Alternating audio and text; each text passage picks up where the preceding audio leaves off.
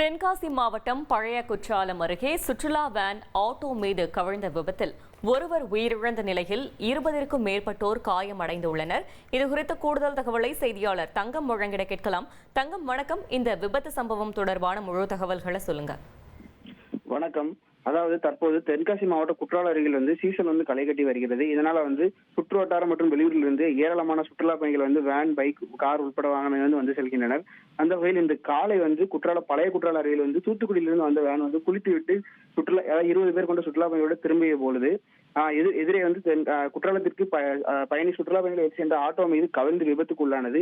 இந்த விபத்தில் சுமார் 20 பேர்பட்டோர் காயமடைந்துள்ளனர். தொடர்ந்து அந்த பகுதிக்கு காவல்துறையினர், குற்றாலம் காவல்துறை படுகாயமடைந்தவர்களை மீட்டு தென்காசி மாவட்ட தலைமை அரசு மருத்துவமனைக்கு அனுப்பி வைத்தனர்.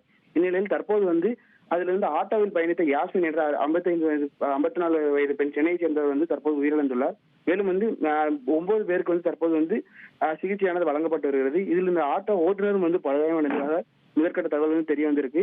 தொடர்ந்து தற்போது இந்த சம்பவம் குறித்து காவல்துறை விசாரணை நடத்தி வருகிறது. அதாவது சுற்றுலா வேன் ஆட்டோ மீது கவிழ்ந்து விபத்துக்குள்ளான சம்பவம் பெரும் பரபரப்பை ஏற்படுத்தியுள்ளது.